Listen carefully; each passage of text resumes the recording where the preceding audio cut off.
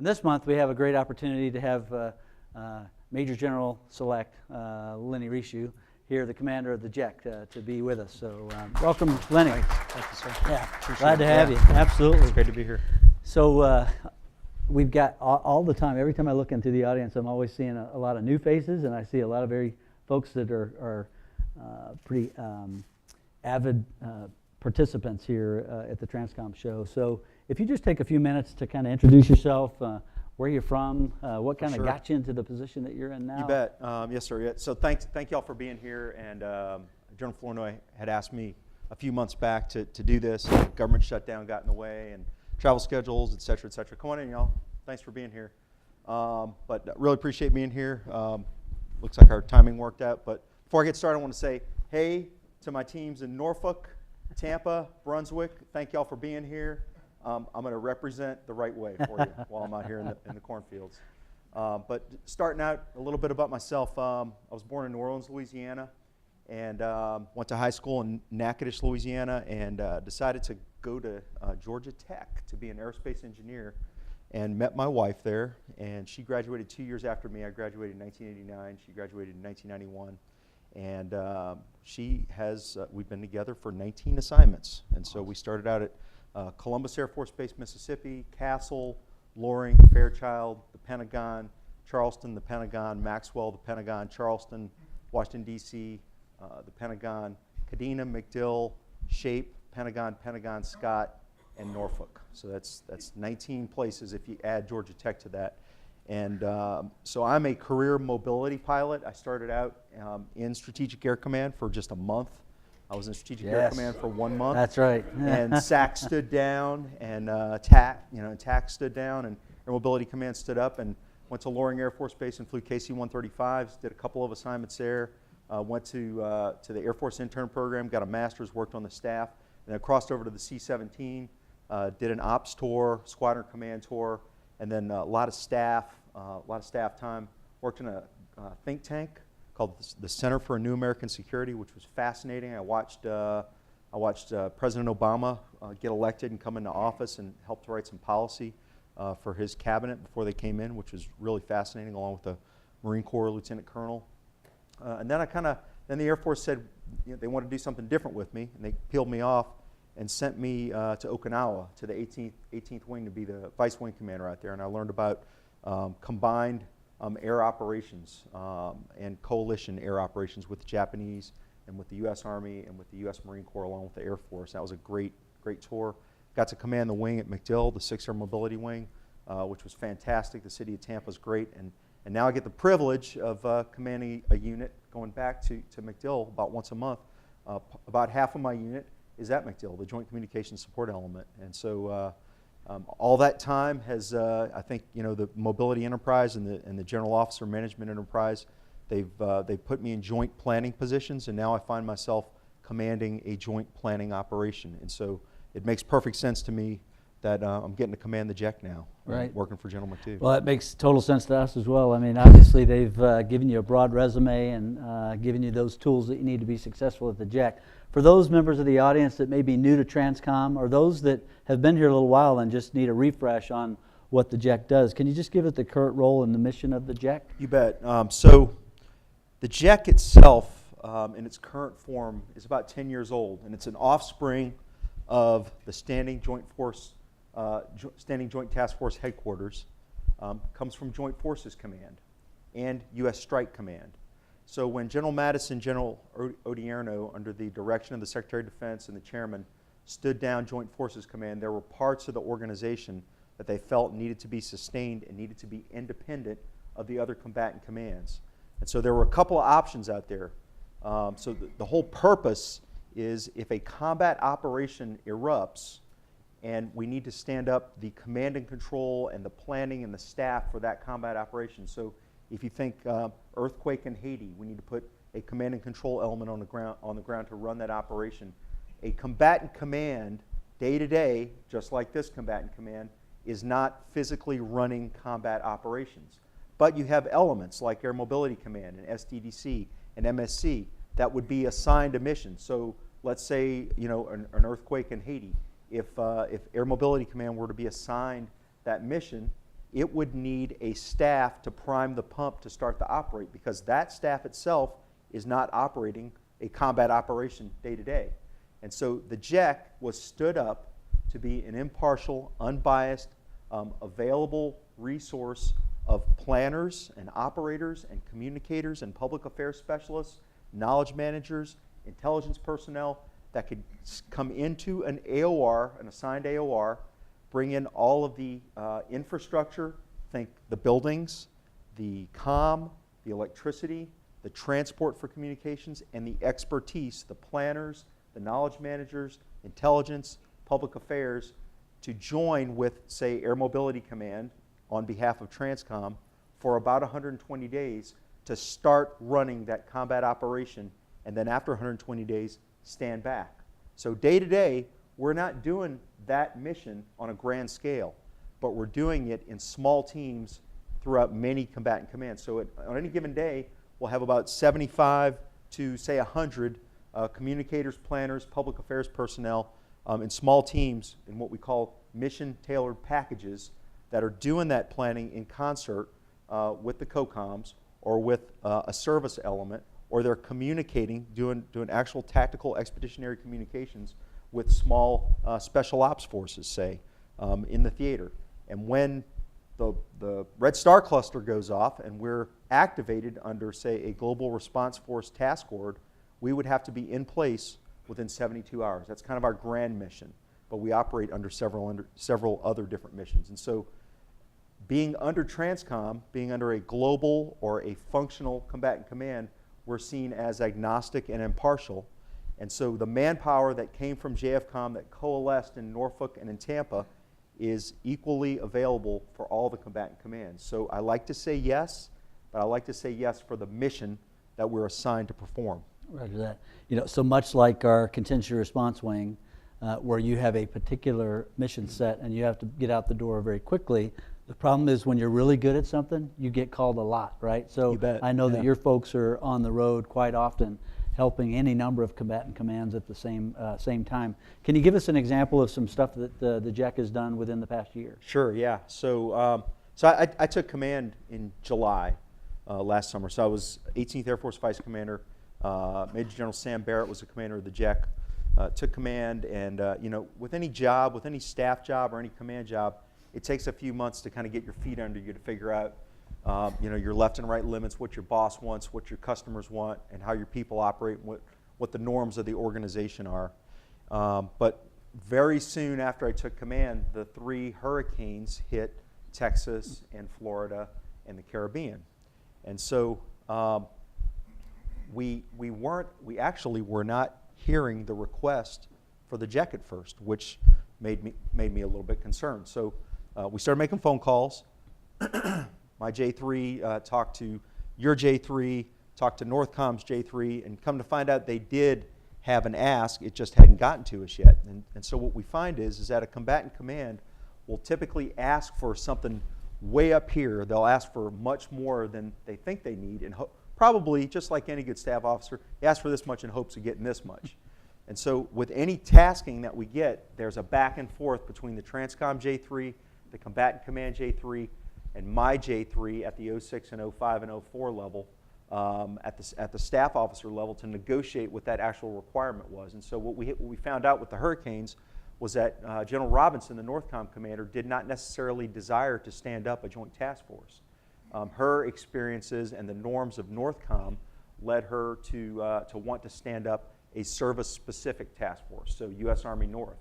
And so we went in to Texas to be prepared to stand up a joint task force and perform many planner functions and public affairs functions and communications functions, but the JTF never happened. And so, and then going forward to the next hurricane down in Florida, similar kind of thing, and then down in Puerto Rico and in the Caribbean, all different types of operations. And so what that told me, which is why I'm embarking upon the mission that General McDew asked me to embark upon, which I'll talk about a little bit later. I saw that the operational nature of war and how we employ forces now is changing. It is evolving. The operational level of war is changing. So, you know, we have been in Afghanistan, Iraq, and the Middle East my whole career, and we've been in combat there since 2001.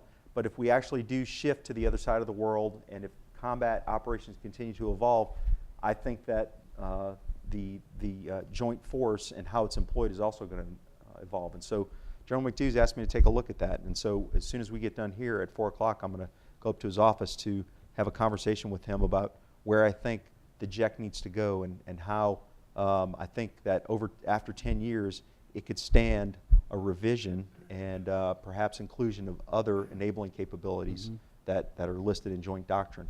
Right, and the expertise that those combatant commanders need. You talked to me a little bit earlier before we came out about you just took a trip to Carlisle Barracks, and I think that's that continuous education of our entire workforce and those of those combatant commands as they roll through capstone events, Apex, our war colleges, our intermediate development for our younger officers, our civilian training. I think that's why it's so critical that we're constantly training folks on what you do, so that they know when they get to those senior levels, they know that that's a tool that they can put in their hip pocket and use. That's exactly right. It's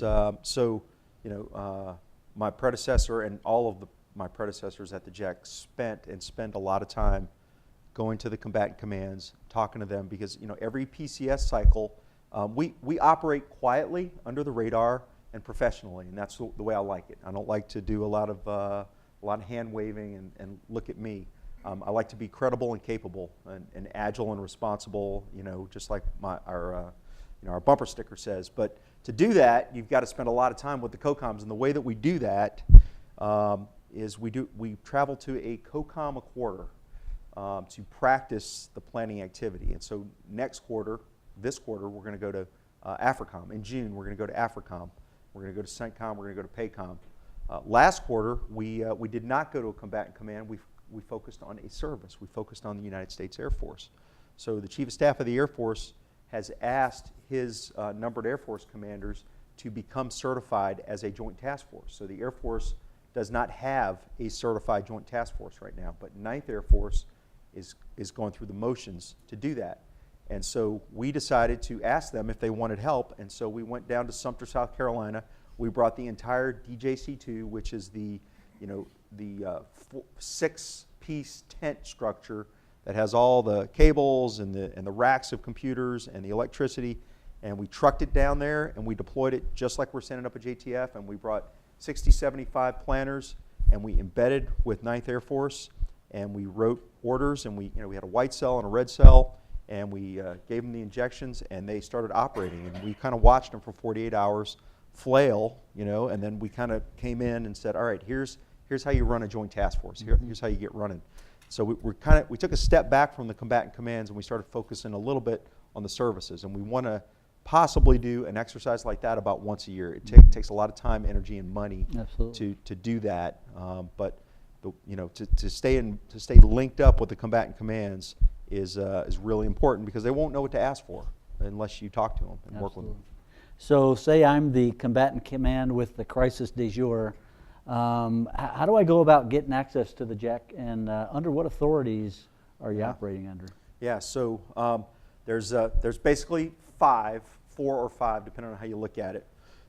There's the standard straight stick request for forces. Okay, so a combatant command J3 goes to the Joint Staff J3, asks for some forces. It gets staffed out to all the COCOMs. They look for the forces. They come back with reclamas and yeses and nos, and then they send it to the Secretary of Defense.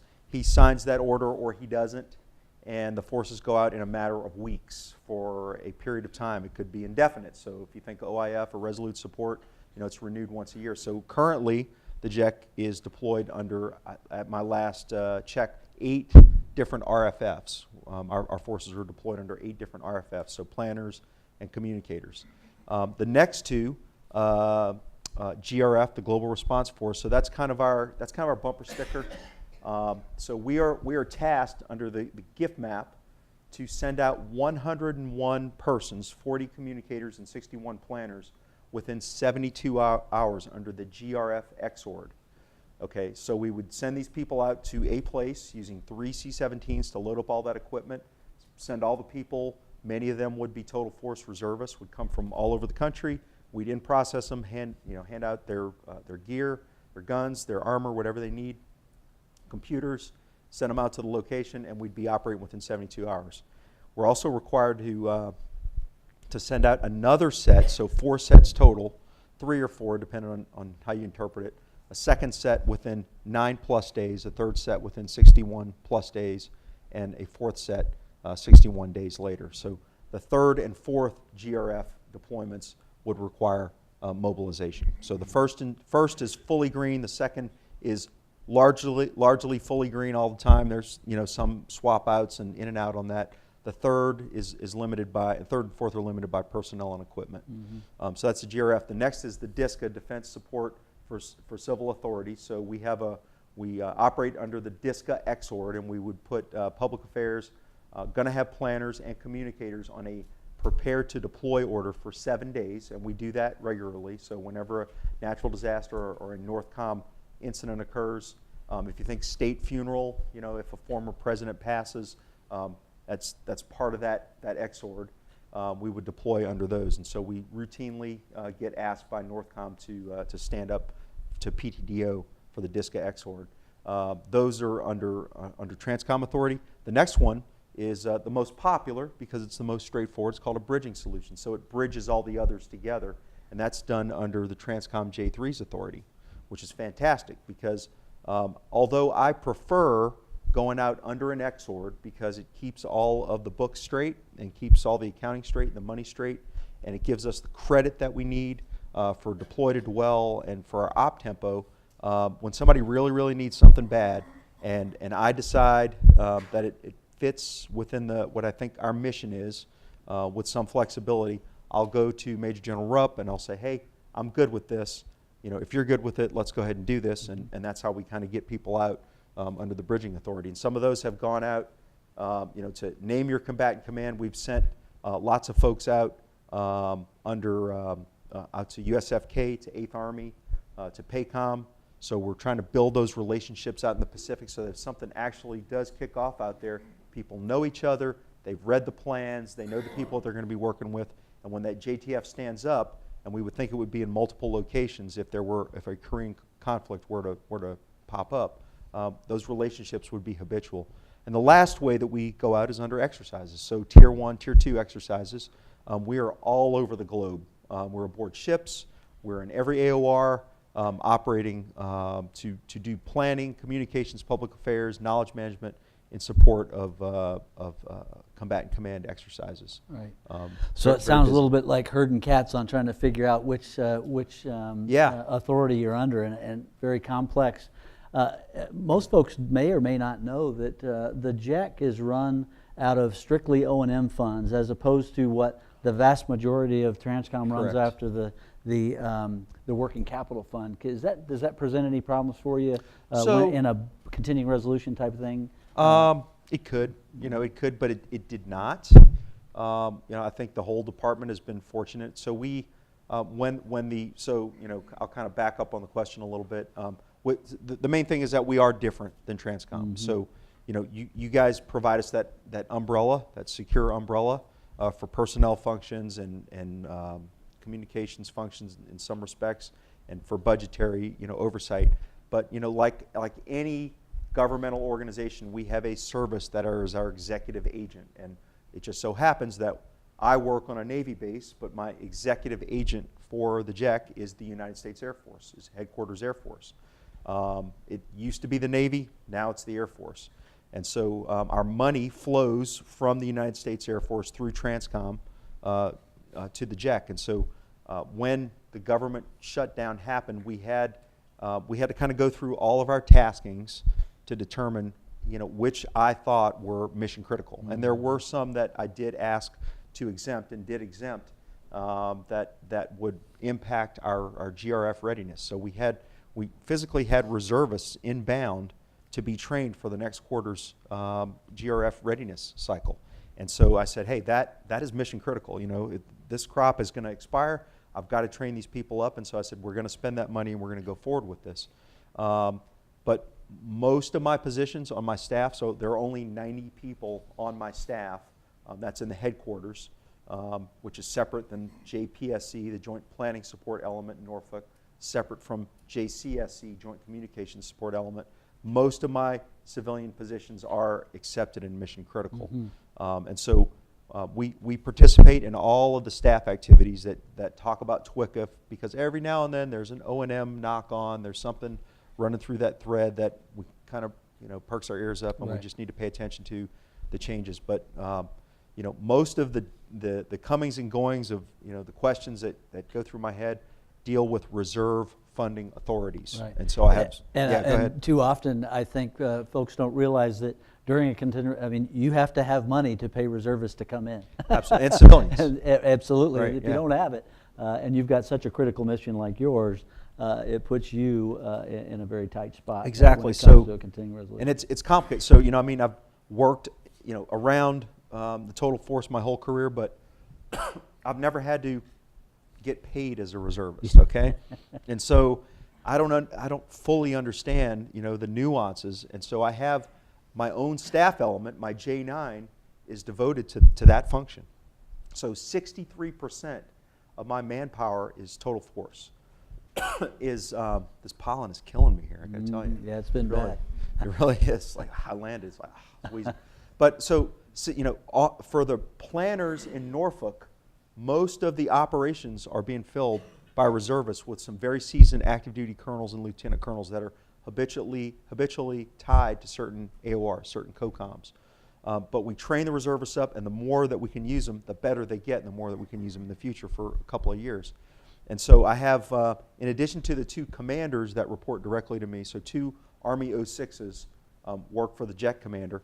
I also have 4 reserve 06s that only one of them actually doctrinally works for me, and that's the Marine Corps colonel, because that's the way the Marines want it. But the other 3 colonels actually work for a 2-star numbered Air Force commander or what have you in their service.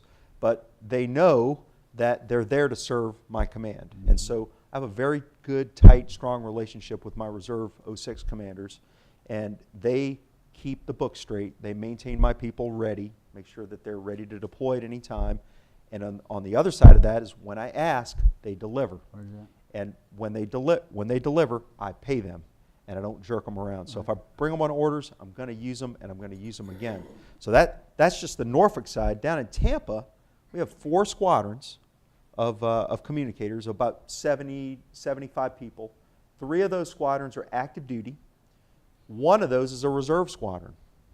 I also have 2 other squadrons that belong to the 224th and 220th JCS in Brunswick, Georgia, and MacDill Air Force Base, Florida Air National Guard, and Georgia Air National Guard, that are appended to JCSC, to the JEC, to TRANSCOM. So in addition to their day-to-day state guard responsibilities, they're also picking up some of the taskings and deployments to Afghanistan and Iraq.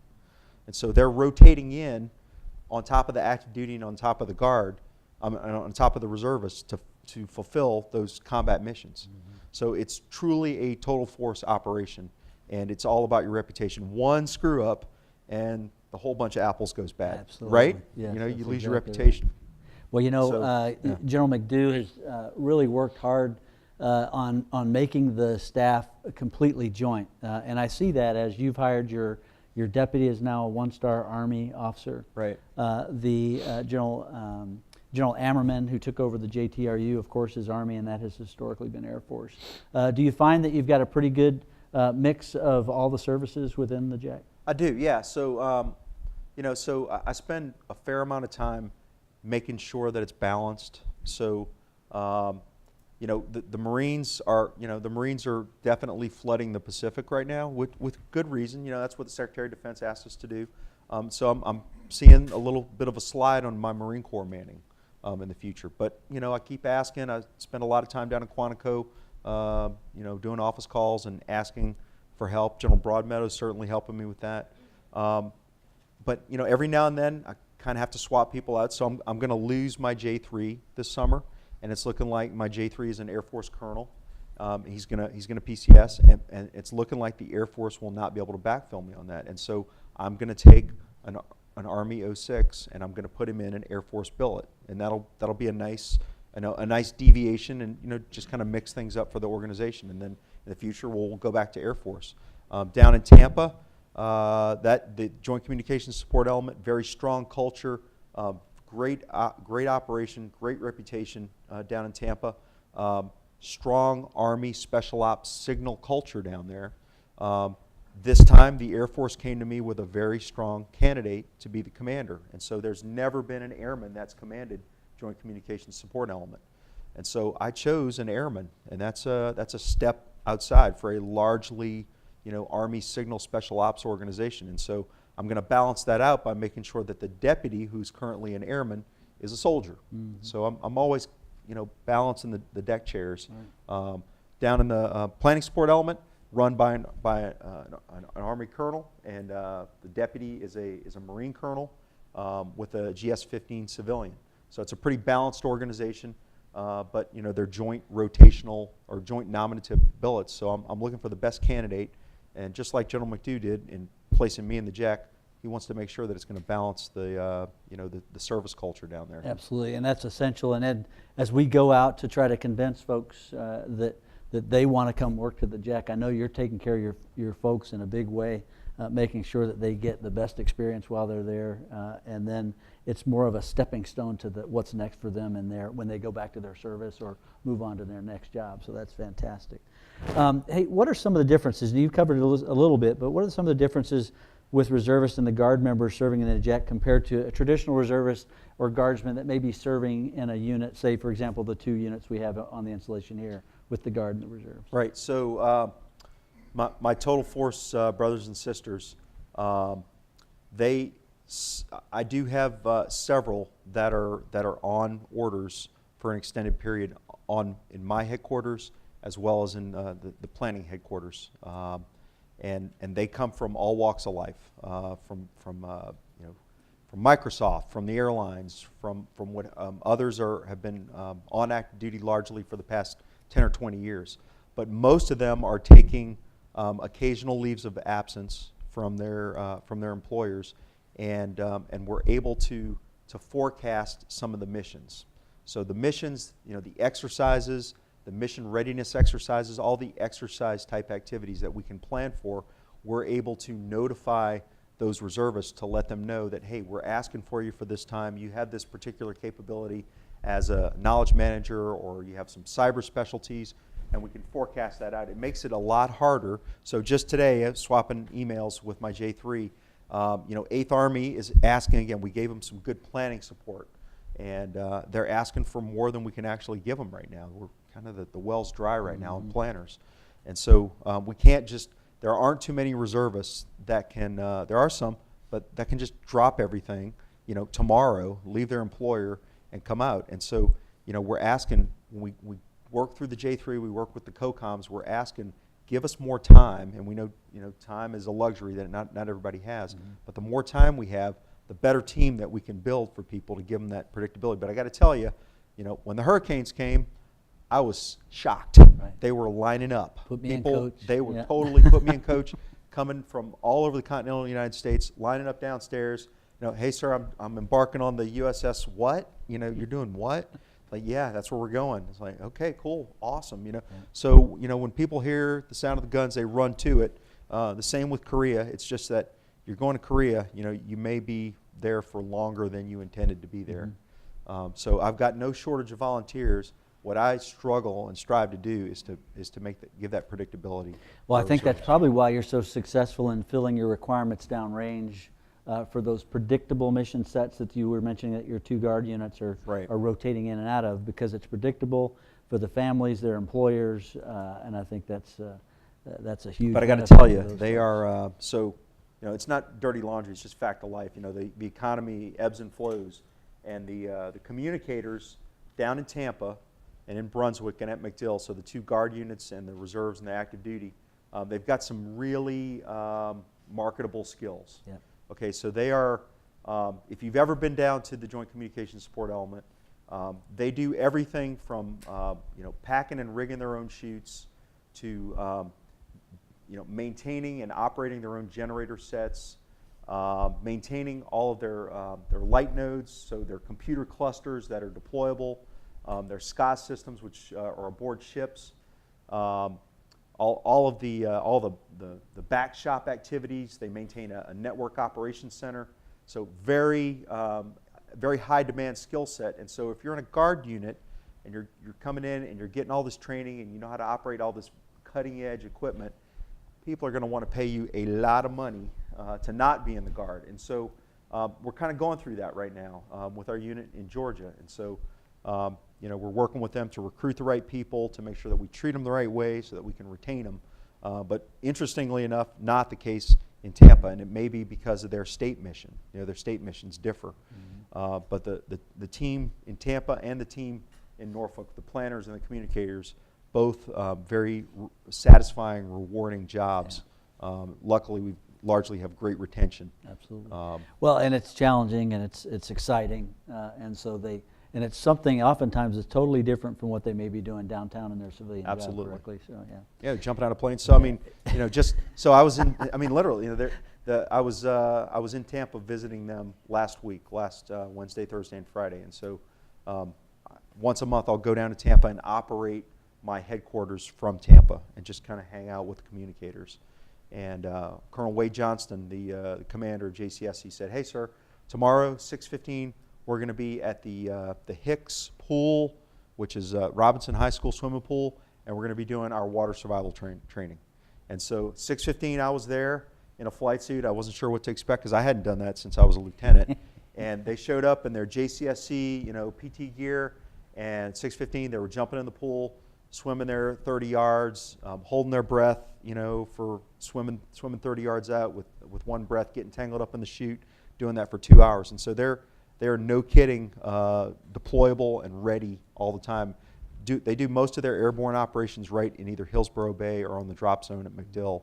But pretty amazing operation. And that's, not knocking on the planners. They have a different mission. Their job is to sit in a room and think really hard. Mm-hmm. So, right now I have just one vignette. I have we have four planners at the Pentagon with the Joint Staff J5 who are actually leading the drafting of the global XORD for the Korea operation. Mm-hmm. So they are leading that planning team of Joint Staff planners, and they're going to be stuck up there for a while. It was supposed to be a 10-day mission, and it's looking like they're going to stick around for a little bit longer to finish it. And like I said earlier, the problem is when you're really good at something, people try to steal those people, right? So yep. I know you've had that problem in the past. Right after I got here, you had one particular member that was up there, and they impressed the staff so much up there that they wanted to keep them. And so that puts you at a struggle as well, because you have only so many trained planners that you have to get, and you still have a mission to exactly. meet. So has the JEC provided planning or communication support to TRANSCOM itself or its components? Absolutely. Let's see. We have worked with the 3 on a couple of occasions, with the 5-4. I think I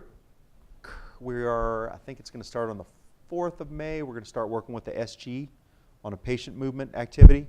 And so, when I took command of the JEC, we had a planner up here working on the C2 problem set for OPCON of tankers. Mm-hmm. And we also did some work standing up the GOC in the J3. And now we're working on patient movement. So there is, TRANSCOM itself is aware that, it's just like any other combatant command in that respect, and they can ask for us, and we do support the planning activities of TRANSCOM. Yeah, and I know we've used your knowledge managers extensively to come out and help us out. Yeah, yep. So they've been great teammates. Very popular thing. So with that's very popular with Cyber Command right now. So as it's getting its battle rhythm together, our knowledge managers are kind of blanketing that staff to help them develop their Wheel of Death battle rhythm for the 4-star. Yeah, they've been extremely helpful. So you mentioned earlier about your help to 9th Air Force and at Shaw and support of their certification training. So what are some of the key takeaways that you and the JEC learned from the JTF forming exercise with a service component? Yeah, so I learned that, I didn't learn, but what it really underscored for me is the respect that I have for the United States Army and the United States Marine Corps as planners. And I knew that going in, so as a major working on the Joint Staff, I got to work in a place called JODCENT, Joint Operations Division CENTCOM, and I was one of 3 airmen in that office. and quickly learned that all the lessons that I had learned in Air Command and Staff College were not necessarily complete. I was not a planner yet. I learned the textbook answer to how to plan, but I hadn't done it yet. And so the Air Force has a school for planning, but it's meant to be strategic planning, because that's what the Air Force is supposed to be about. It's a strategic level service. So we don't get into operational planning unless you're conducting a squadron level or a wing level activity. So when we got to Shaw Air Force Base, they'd read all the books, they were ready to operate, but I think that they were not clued in, as many new organizations, they're not clued into the big picture yet. So they're kind of grasping at the answer. And so my first realization was that no one in that room was reading the order.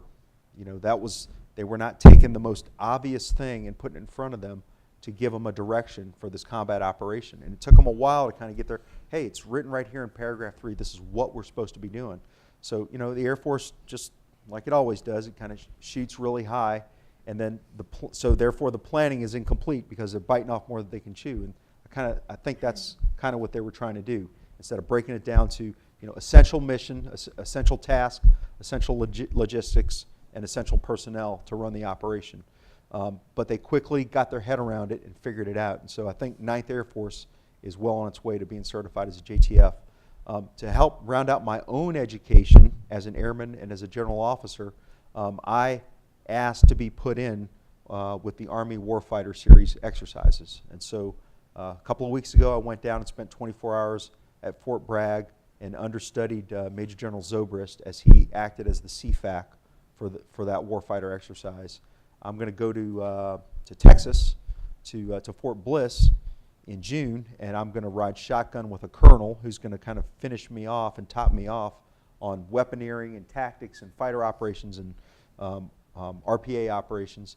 And then I'm going to go to Fort Lewis in Washington in October, and I'm going to operate as the CFAC. Mm-hmm. And so I aspire to be, as good a planner as the Army general officers that I observed at Fort Bragg, and that I had. And frankly, my own executive officer is a professional planner, and he's fantastic. And I learn from him every day, as I do all of the planners on my staff.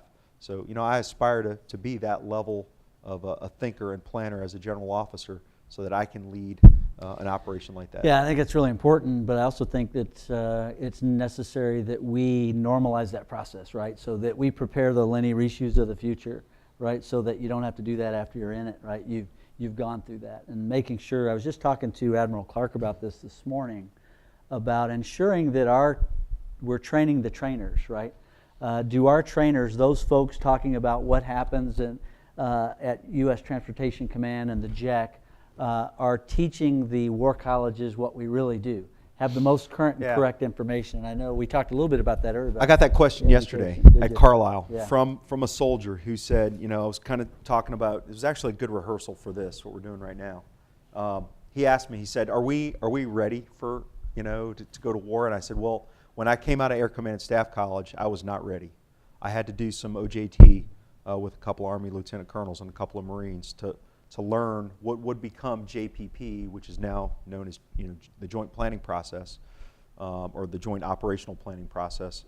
I didn't have it coming out of school. I had to get my hands dirty and do it a little bit. And so what I'll say is that we offer classes at the JEC. Now the JEC courses, the planner's course, are meant to train our internal audience to send people out to go and deploy and do operational level planning with the COCOMs. However, we have seats available, okay?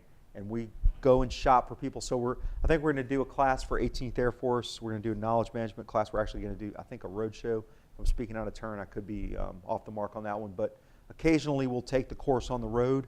But every now and then we have 5 or 6 seats for all the different classes that we offer. So by doctrine, the Joint Staff J7 does joint task force training. We do not. That's not my job. However, the additional training that I have, I spent the money on it, so I open it up to others to come and get that training. And it's really good training. I have some really good instructors there who will teach you joint planning, how to work with the interagency, lots of different classes that we offer. And we also have have several professional speaker series that get our reservists up on plane for a particular COCOM that we're training up for. Right.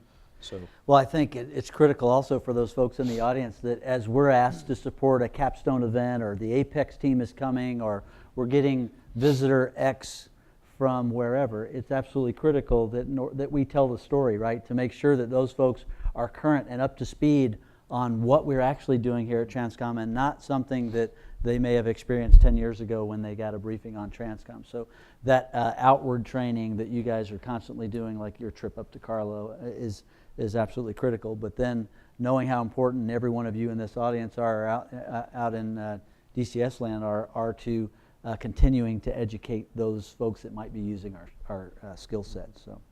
So we've got a few more minutes left, but I got just a couple more questions before I go to the audience for some questions.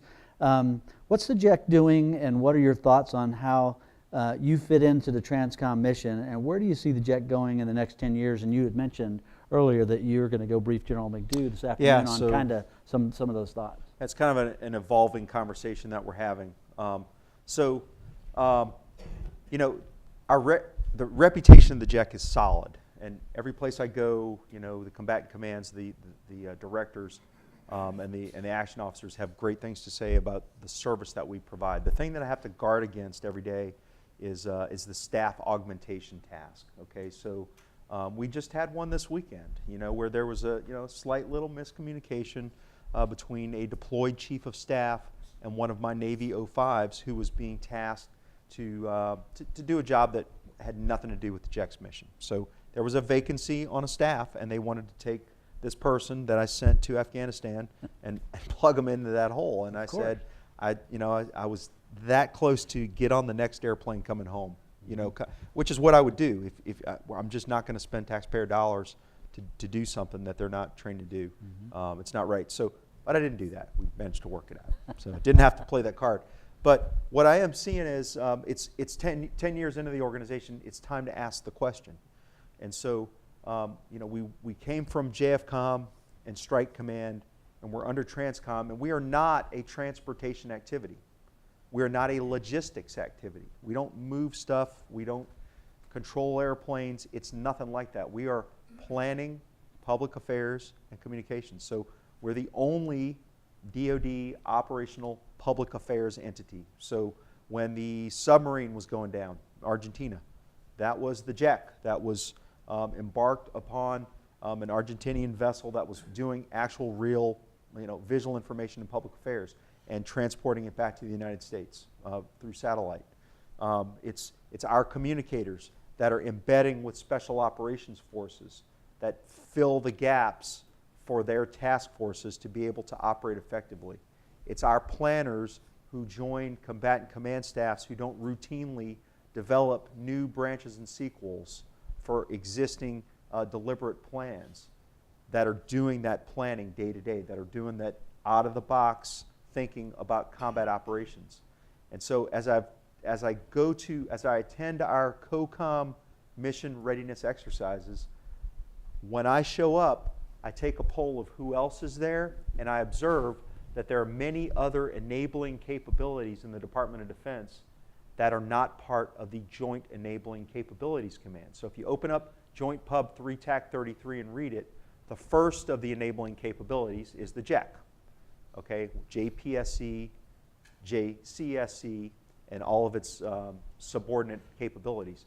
But there are 10 or 12 or so others, think JWAC, think Joint Information Operations Range, that are not part of the JEC. And so my question is, if an operation were to kick off, all of those capabilities would be required, depending on the operation that you're talking about. And so why are they not somehow integrated together?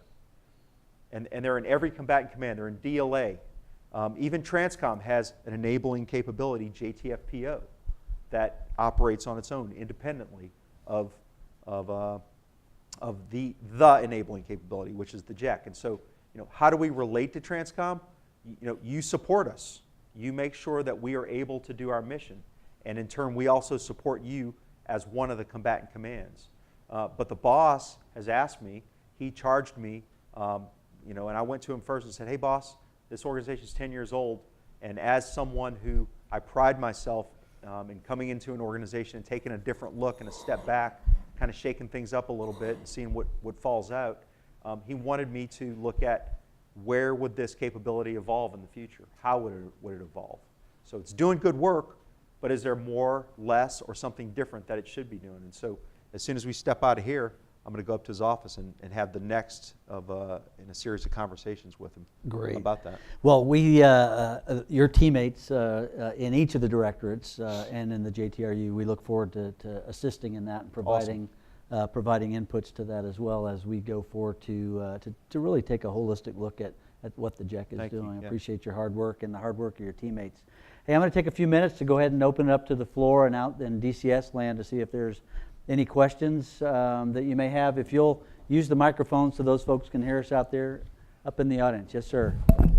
Good afternoon, sir. Lieutenant Colonel Steve Dowd from J4 Logistics Sustainment. I just came here from Houston in the Air National Guard, and I was the RC-26 program manager. So I've had quite a lot to do with defense support for civil authorities, some of my most recent work being in Harvey. And one of my big takeaways from that experience and the other ones, like the one in Haiti, humanitarian relief, where we were involved, was I've found that the military has a tremendous amount to leverage with their capabilities, but one of the primary holdups in my experience has been the admin side. And admin, particularly a commander being afraid to release his troops because he's afraid he's not going to have the ability to pay them because he's going to violate fiscal law and stuff with that. And many times myself and many others have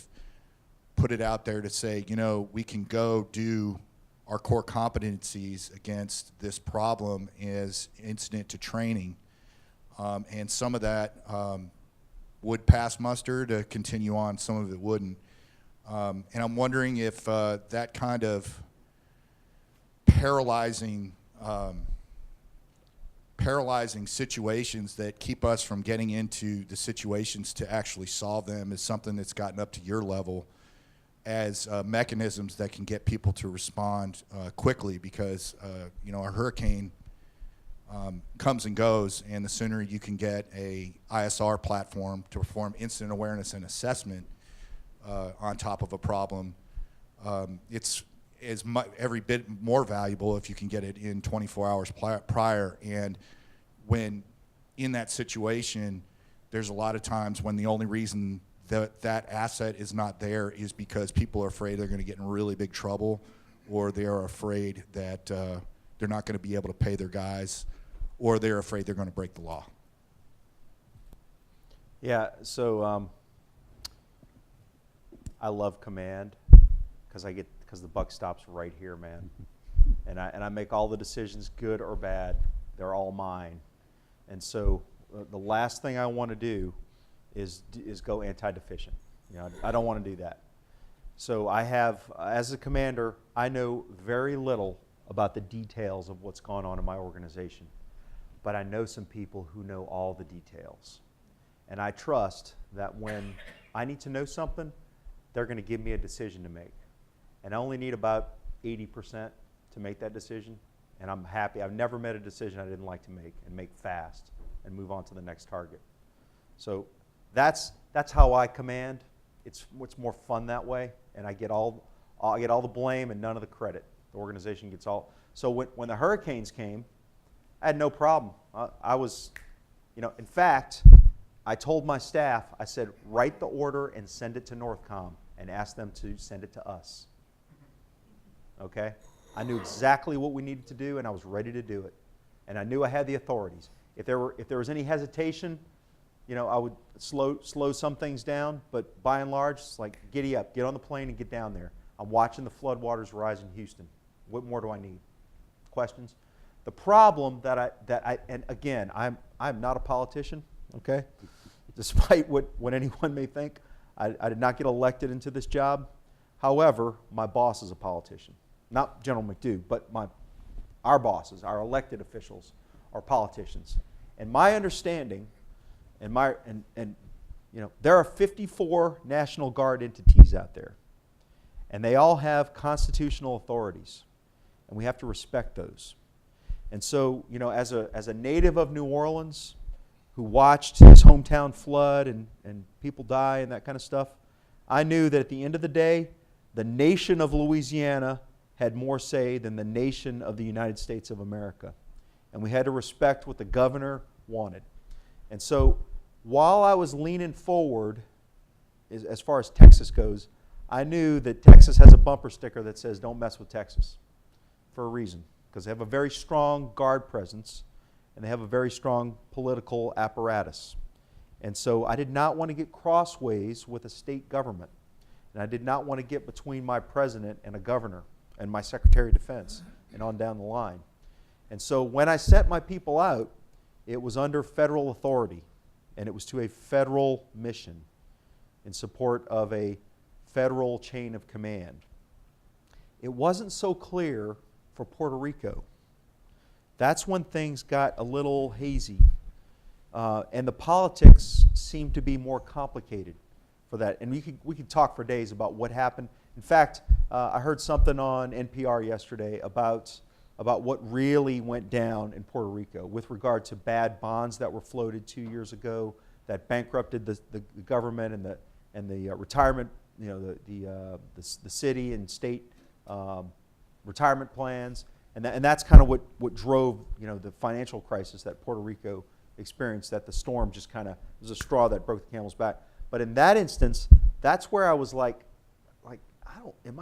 I didn't know if I had the authority to do what I did, and so I did a lot of telephoning and a lot of asking my people to telephone to put things in writing to make sure, because I knew what they needed. I was pretty sure I knew what they needed. But I wasn't seeing my command directing me to do things. And so, sadly, the politics do play into this sometimes. And I am merely an instrument, a weapon of my nation. And I need to be used as my nation desires. When I know I'm doing good, when I know I'm firefighting, I'll be the first in there to send my people out to fight that fire. But if I think the fire is going to blow up and my people are going to get hurt, that's a whole different kind of firefighting. And that's when the risk-averse side of me comes up. After it was clear to me that I needed to be in Puerto Rico and I had the authorities to do it, and I wasn't going to get burned, or I wasn't going to get crossways with my president, put me in, Coach. We hit it.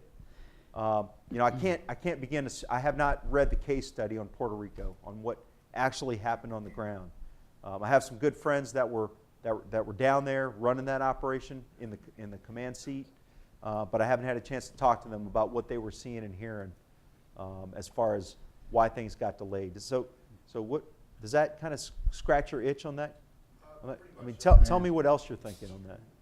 Well, if I can just tell you, since I was a rescue helicopter pilot back in 1992 during Hurricane Andrew, and I tell you the difference between then and now on the education level of our senior leaders, on the differences between Title 32 and Title 10 and those authorities has skyrocketed compared to back then, when it was even more complicated because just people didn't understand the differences, but everybody wanted a particular resource. So I think we've definitely gotten better, but we're still not quite where we need to be, right? Yes, sir. And you answered my question, and I really appreciate that. You were able to talk about it. My experience has been there's a lot of people that just don't know the difference, and there's not really a formal way that it is trained, especially at the commander level. And frankly, everybody has a natural ability to be afraid of getting in trouble for doing the wrong thing, trying to do the right thing. So we're at a transition point in the DoD right now as far as active Guard Reserve authorities, and so I spent a year in a job in the Pentagon in which we were trying to crosswalk all the different authorities and try to make them match up. And I tell you, man, I beat my head against the wall just on like 2 or 3 things that I was trying to fix with regard to pay. I really think that something big's got to change, man. Well, something, with regard to Title 32 and Title 10. Well, sir, could I, if you don't mind, could I offer this? Because here's a nuance that's worked very well within counter drug. Okay, I don't know how familiar with that's part of J32. It's a very weird animal that a lot of people don't understand. Okay, but I've been a traditional guardsman on full-time orders for counter drug to perform the RC-26 mission. That's right up until I came over to do this job. Now, I am still ADCON to my wing commander, and I'm still OPCON to my wing commander, in fact. And the counter drug commander has TACON over me. Now, what I'm getting at with this is I still am a traditional guardsman attached to my wing. And what I'm getting at, everything that I do as a traditional guardsman to be an RC-26 pilot instead of an RC-26 counter drug pilot is I have to, that money gets reimbursed back to counter drug. And I always thought it was a very neat, very tight way to say, you know what? For that one day, the money's getting reimbursed back. And there's a mechanism to do that, and there's also a mechanism to do that in RPA. You have Title 32 AGRs that are full-time AGRs in a RPA squadron, and they sign on the dotted line one day, and they become a Title 10 lawful combatant for that day, and they calculate it up over the course of 1 month, and they go get a reimbursement back for that particular day, and they're legal under status of forces agreements and everything to go in on the other side of the door and perform that warfighting mission. And I found it particularly frustrating because you could be the most legal guy in that instance, but not the most legal guy to be on these particular orders, but to have a reimbursement mechanism. And I've broached that subject all laterally and across the way, and it just I never really felt like it got formally considered, and it would be so easy, and you could make the money right, which would make people less afraid to perform their duties. There, you know, 2 minutes. 2 minutes? Okay. So here's the. Sorry for you hogging. have to remember, you know, I'm not a guardsman, I'm not a reservist, but I mean, I understand the history and why, you know, we don't want to federalize, okay? And there's a, right? We don't necessarily want to do that, okay? We don't want standing armies, you know? We don't want to be beholden to a king, right? Okay, so we're getting, and it's a good thing. It's, you know, separation of the 3 branches of government and the power of the states versus the power of the federal government. There are many who do not desire guardsmen and reservists to be, you know, that's why there are SecDef red lines for deploy to dwell, so that we don't have standing armies in this country, so that, you know, so that armies are not running our police force, and we don't have, you know, a militarized government. So I mean, there are traditions why. I think if the country really wanted to do it, it would be like, you just change the law, baby. You know, but right now it's really hard to do it, and I think it's that way on purpose. So right now, as the jet commander, I'm really happy with the ease and flexibility that I have to pull trained, skilled, smart volunteers in from their jobs and put them on active duty and pay them and use them for 2 years. That's awesome, man, because I got the best of both worlds. You know, I got people that are trained and they can leave when they want to. So, anyway. Thanks for the question. Yeah. Yes, ma'am. I don't think I need the mic. Lieutenant Colonel Laura Fogarty from Public Affairs, sir. I have 2 questions real quick. My sense is that your organization has the pulse of what's going on right now. So as we all look at a different NDS and a different national military strategy, and we hear the term dynamic force employment, where does JEC fit into that? What do you worry about? And you must see what's happening. I think it sounds like you're everywhere and doing everything. Well, I don't want to overstate it. So I mean, okay.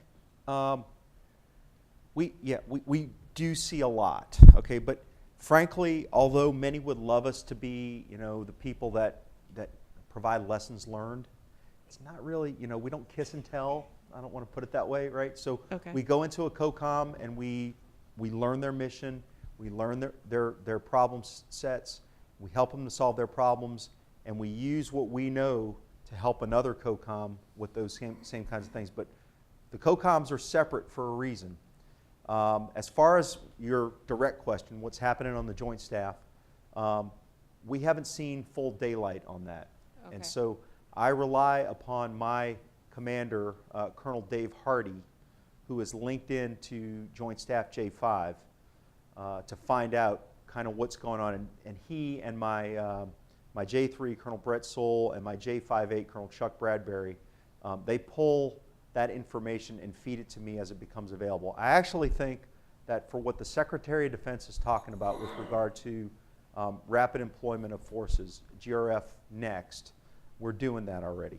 Okay. Okay, and so I could be wrong, but I think that we're postured the way the Secretary of Defense and the Chairman want us to be. We are ready to go. We're responsive. We're agile, and we're ready to do that mission already. I think that the other, and again, I don't want to speak for other GRF missions, but there may be a difference in posture and how they're used for the larger direct action teams that are also on the GRF mission. As far as public affairs goes, so we have been working informally with OSDPA on what they're trying to do to retool public affairs across the services, and I don't have the specifics on that, Yes, sir. but I've been working with an individual up there who works for the Secretary of Defense, and we have, although it's not our job jar to do that, we've been advising because we see all of the operational public affairs across the DoD. So it's not like we're keeping secrets. It's Right. just that we're not the lessons learned people. We're the we make it better people, and we go on to the next place and make that place better, if that makes sense. Yes, sir. Thank you for that. And my second question is, since I'm writing a small article on this, can I lead with, "I love command because the buck stops here, man"? Yeah, sure. Yeah, that's a great quote. I love it. It's perfect. Yeah, Right, sir. I've been Thank you, quoted sir. on much more colorful language, so yeah, use that if you like. All right. Well, unfortunately, and I told you these things go quick because the audience participation and just the amount of information we try to get out. But I can't thank you enough for being here and for helping us educate the entire enterprise on what the JEC does and what the professionals of the JEC are out there doing. So, I always like to recognize a few folks from the particular organization that our speaker's from. So I want to take this time to recognize Lieutenant Colonel Dan Almacher, U.S. Army. Dan led a team of 5 planners in support of USFK's 8th Army. The team spent over 90 days assisting 8th Army with updating critical theater operational planning initiatives. So kudos to Dan. And then also to Commander Nate Brown, U.S. Navy. Nate conducted 3 separate intervals in support of U.S. TRANSCOM global tanker initiatives, helping to set the conditions of a new method of global TRANSCOM support to partner geographic combatant commands. So Nate, kudos to you out there. So Lenny, thanks so much. Really appreciate you being here. Thanks to the audience for being here. Join us next month when we're going to have Colonel Lonsborough in here talking about DP3, DPS, and our whole personal property move system as we roll into the peak season. So we look forward to having you here in the audience then. Thanks a lot for your time. Thanks, sir. Appreciate it. Yeah, thanks a lot. Great job. Yeah. Thanks.